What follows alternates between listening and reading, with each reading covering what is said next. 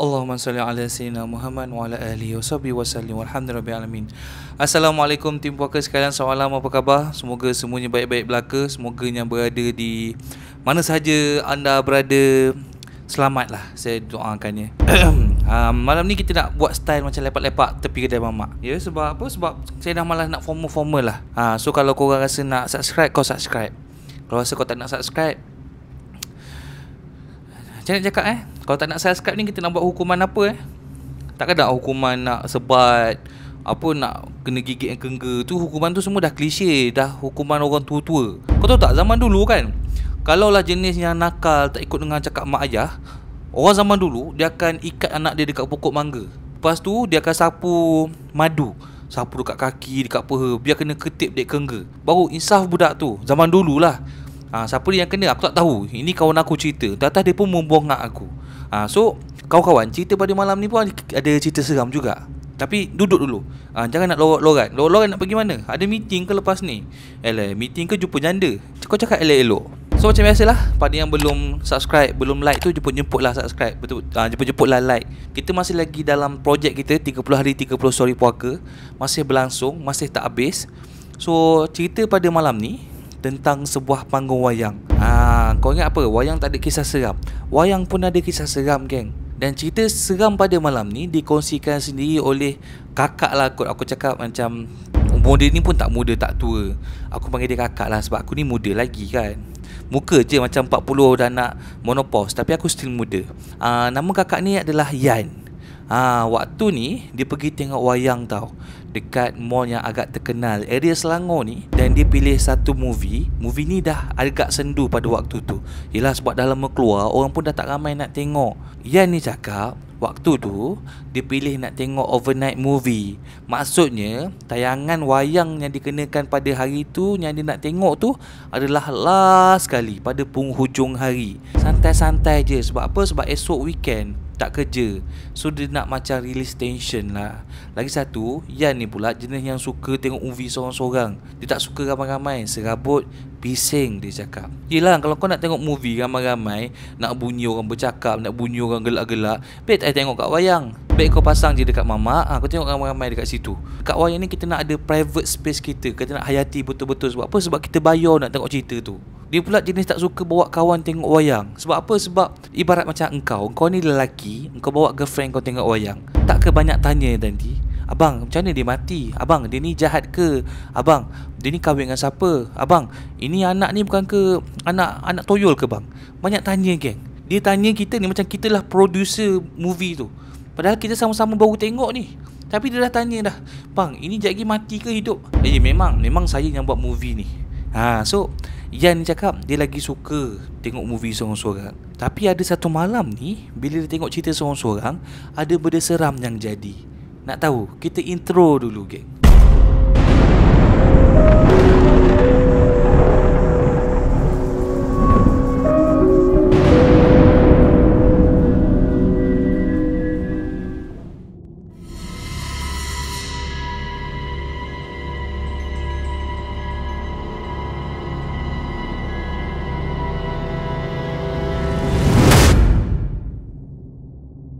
Waktu ni yang cerita, dia masuklah ke dalam hall yang ditetapkan.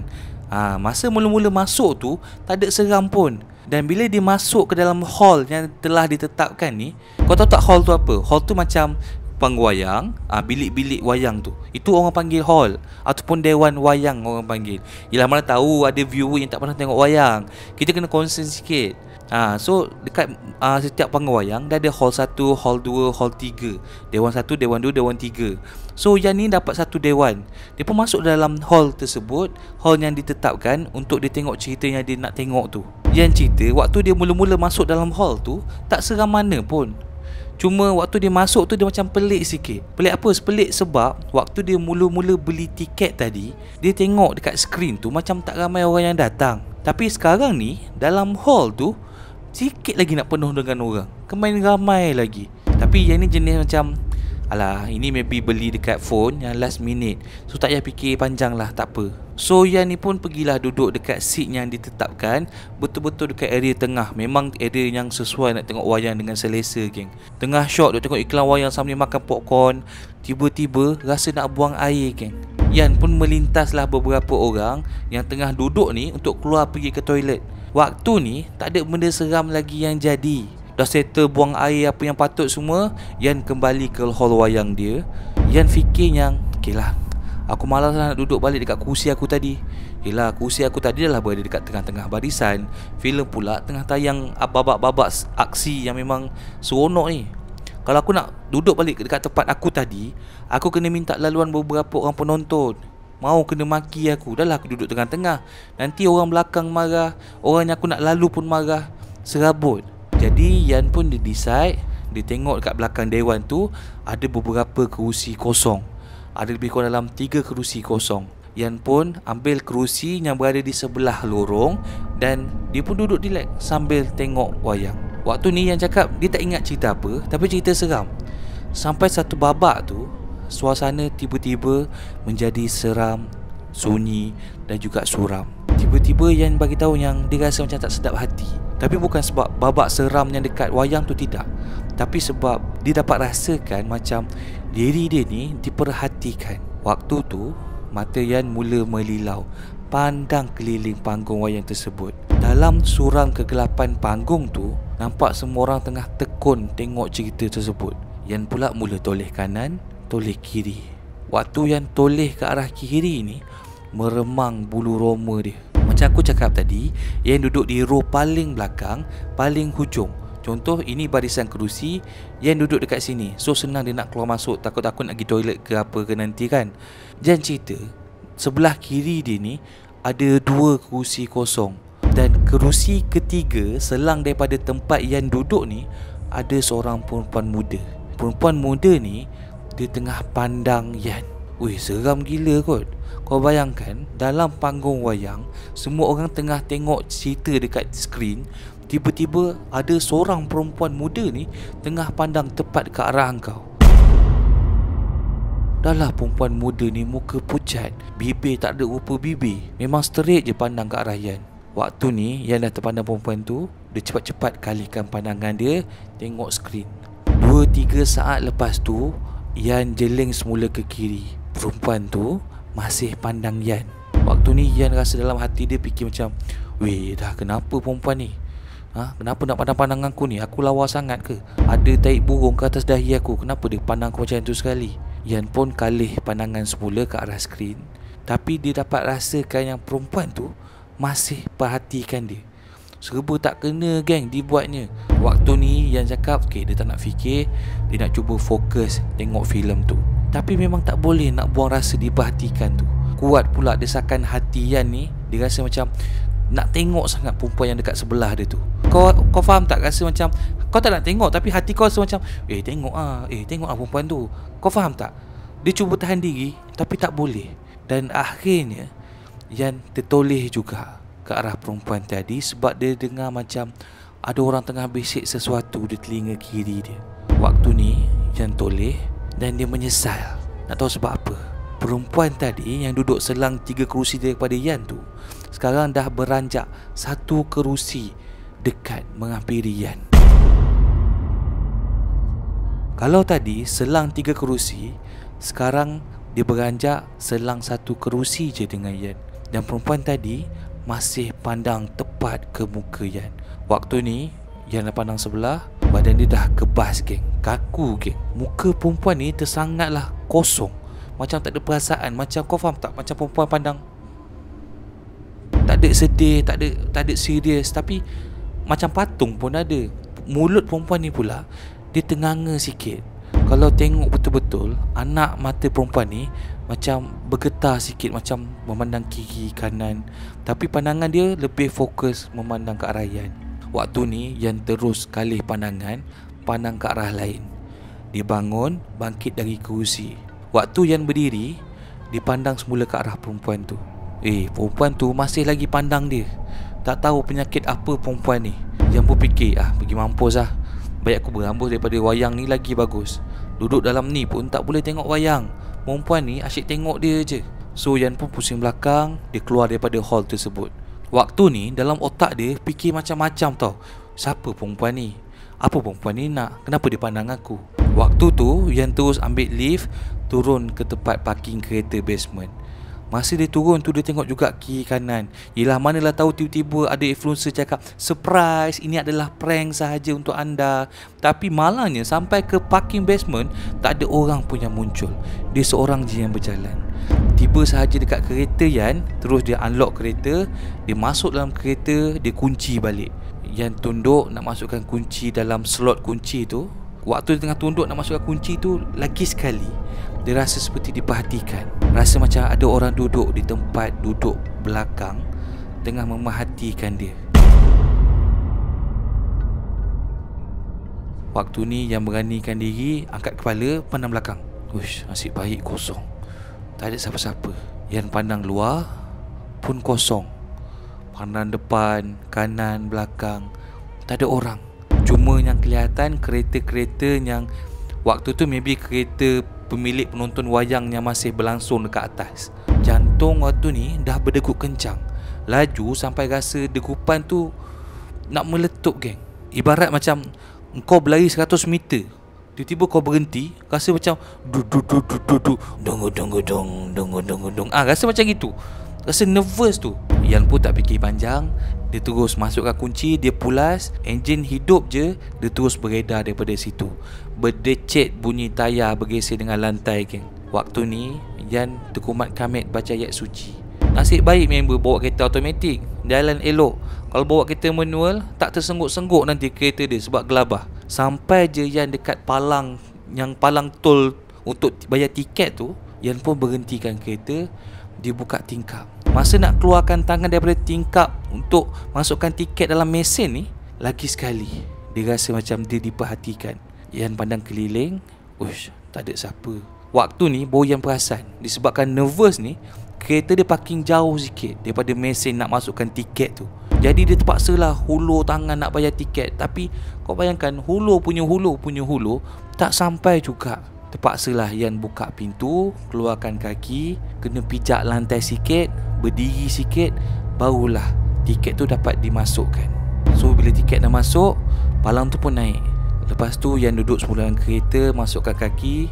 Waktu Yan nak tutup pintu kereta tu, Yan terkejut dan jantung dia rasa macam seakan berhenti. Dia nak tutup pintu kereta, dipandang bawah kereta.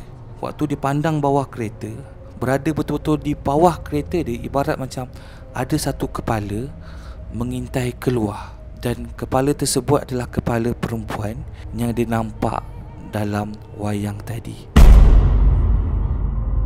Sambil Yan tutup pintu kereta, dia menjerit macam orang gila, geng. Palang tu buka, dia terus tekan minyak, dia caw daripada situ. Kereta Yan waktu ni melantun-lantun, geng. Tak pasti sama ada Yan ni langgar bonggol palang ke, langgar orang tu ke, dia tak tahu. Tapi waktu tu dia tak fikir apa, dia fikir dia nak pecut terus balik rumah. Sampai rumah, lepas matikan enjin, waktu ni Yan terfikir pula, tak apa ke aku keluar ni? Serba salah lah nak keluar daripada kereta ni. Kalau aku buka pintu ni, sekali benda tu jenguk dekat bawah kereta macam mana? Tapi takkan nak tidur dalam kereta pula. Tapi kalau aku keluar kereta, kalau kaki aku kena tarik macam mana? Kau faham tak? Dia macam dilema. Nak buat sesuatu tu macam fikir banyak kali. Selepas beberapa minit, dia berdolak dalik nak keluar ke tak nak keluar. Akhirnya Yan kumpulkan keberanian tau, dia nak keluar daripada kereta. Yan buka pintu, tak tengok bawah.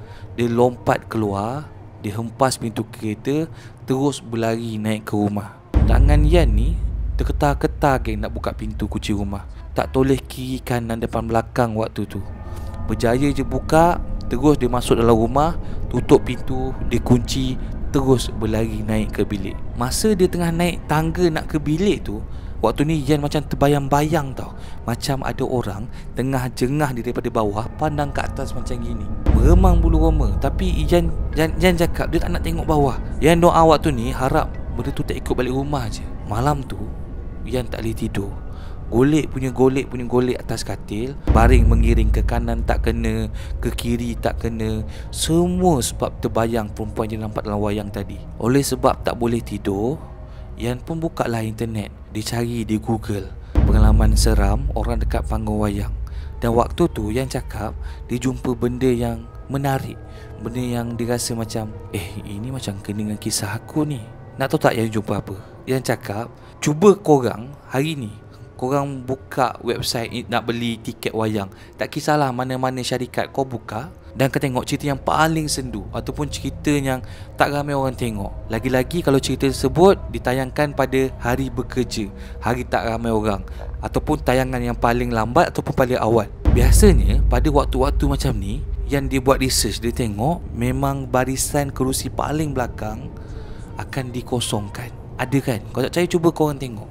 Dan memang kebanyakan kursi-kursi dekat belakang ni tak boleh dipilih, sama ada dia ditandakan sebagai sudah dijual ataupun sudah dikosongkan. Apabila Yan baca internet, dikatakan bahawa kerusi paling akhir selalunya akan dikosongkan dan dikhaskan untuk penonton daripada alam lain. Kerusi ni diberikan khas kepada mereka supaya diorang ni tak kacau, tak ganggu penonton lain tengok cerita. Waktu mula-mula Yan rasa benda ni macam mengarut, tapi lepas kejadian malam tu Yan fikir, mungkin betul. Tapi Yan ada teori lain pula. Waktu tu dia sambil fikir, dia sambil renung, dia terfikir sebenarnya mungkinlah kerusi ni merupakan kerusi simpanan, di mana kalau tiba-tiba tengah tengok wayang kerusi kau patah, so takkanlah dia nak bagi balik tiket kau, betul tak? So cara dia akan pindahkan kau dekat belakang sekali, tempat kerusi gantian, tempat duduk simpanan.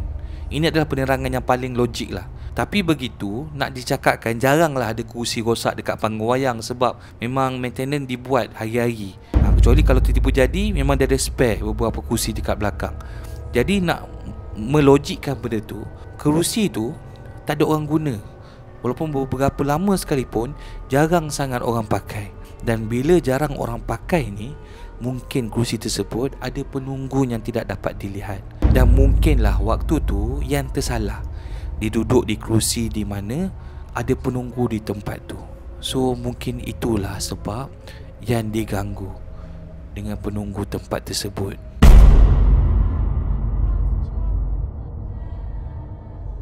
Thank you guys sebab sudi dengar cerita saya daripada awal sampai ke habis. So itulah cerita daripada Yan. Dia cerita benda ni actually agak menyeramkan lah. Sebab aku ni kaki wayang juga kan. Kadang-kadang weekend kita penat, nak rehatkan badan, kita pergi tengok wayang. Kita rasa macam yelah, nak release tension lah, kita pergi tengok wayang. Tapi bila berlaku benda macam ni, kita rasa macam aduh, takut pula nak tengok wayang nanti. Yelah, sebab wayang ni tempat yang gelap kan, tempat yang suram. Jadi memang betul lah, ada betulnya juga. So korang pun kalau nak beli tiket wayang, jangan beli tiket yang paling belakang. Sebab kita tak tahu kan, maybe cerita Yan ni ada betulnya yang dia cakap tu. Sebab kita tak nak satu hari nanti cerita engkau pula yang jadi story puaka.